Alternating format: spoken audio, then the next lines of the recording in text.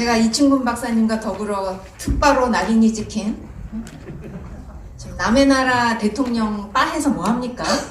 특히 정치인 빠는 절대로 안 해요. 저는 인간의 빠를 안 합니다. 아, 참 이상한 사람들 많아요. 제가 그 트럼프 대통령의 무역 협상을 책임지고 있는 로버트 라이트하우저라는 사람이 있어요. 그 사람이 레이건 대통령 때도 무역 협상을 했었습니다. 근데 이 사람이 어떤 사람이냐? 그 당시에 플라자 합의라고 해서 유럽과 일본을 아주 경제적으로 무릎을 꿇린 그런 합의가 있습니다. 그 합의를 하고 나서 일본이 이 합의를 이행하도록 단돌이 하기 위해서 이 사람이 일본에 파견돼서 재무성에 딱 들어가서 이제 일본 관리들과 마주 앉아서 그 통역이 있었겠죠. 그래서 통역을 듣는 그 기구를 끼고 자기가 그러니까 미국의 입장을 쫙 나열을 했습니다. 그러고 나서 일본이 이제 반박을 하겠죠. 항의를 하고 반박을 하고 일본의 입장을 얘기를 하겠죠. 그 다음에 근데 일본의 입장을 얘기할 때 그 사람이 이 통역 기구를 딱 뺀 다음에 그거를 분해를 딱 합니다. 일본이 얘기하는 동안. 그 다음에 마무리할 때쯤 돼서 이걸 다시 다 조립을 해요. 그래서 딱 끼운 다음에 말씀 잘 들었습니다. 근데 우리 방식대로 하실 거죠?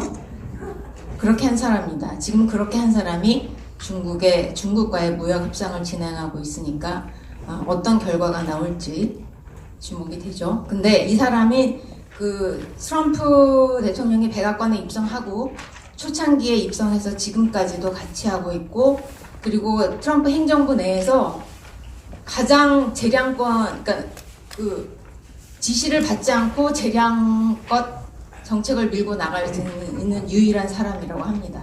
그리고 이 사람은 언론과는 절대로 인터뷰를 거의 하지 않는 사람이라고 합니다. 그 점을 알아주셨으면 좋겠습니다. 3분 다 됐죠? 안타깝네요. 네, 됐습니다. 그리고 안미경중, 안보는 미국과 경제는 중국과 이거를 석자로 줄이면은 뭐가 될까요? 미친놈. 개소리. 네.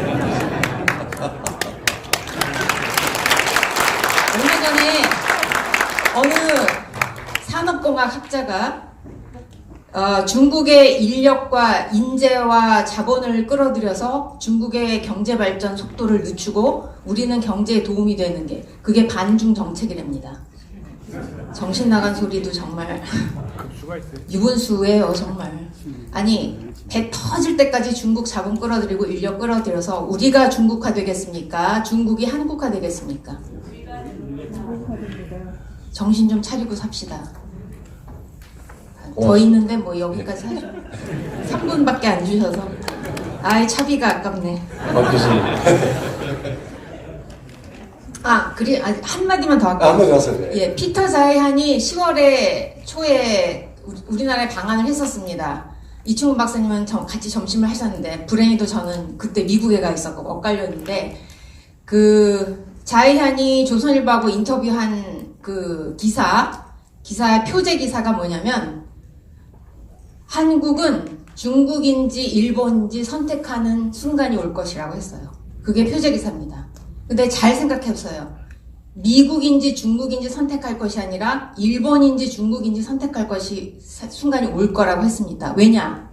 미국은 디폴트예요. 미국은 당연히 동맹관계로 가야 된다는 전제를 깔고 있는 얘기입니다. 그리고 앞으로 중국은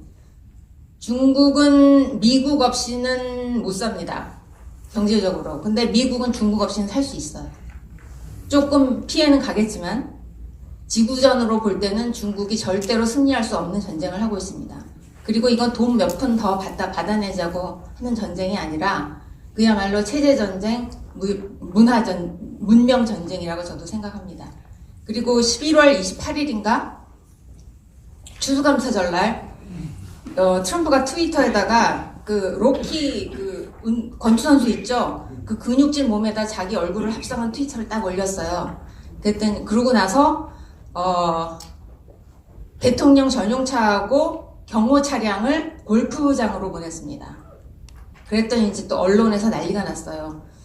시국이 이러한데 추수감사절날 트위터질이나 하고 또 골프장이나 가고 그런다고 또 방방 뛰었습니다. 언론에서. 그러고 나서 트럼프는 아무 표식도 대통령 전용기란 표식을 하지 않은 비행기를 올라타고 아프가니스탄으로 날아갑니다.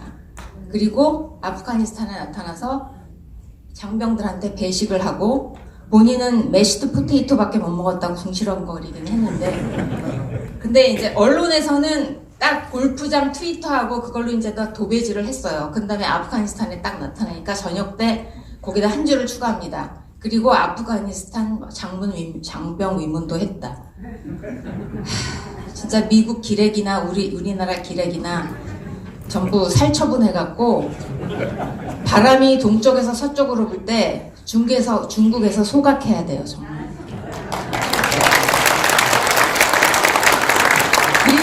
그리고 그 기사를 쓴 뉴스위크 기자는 해고당했습니다.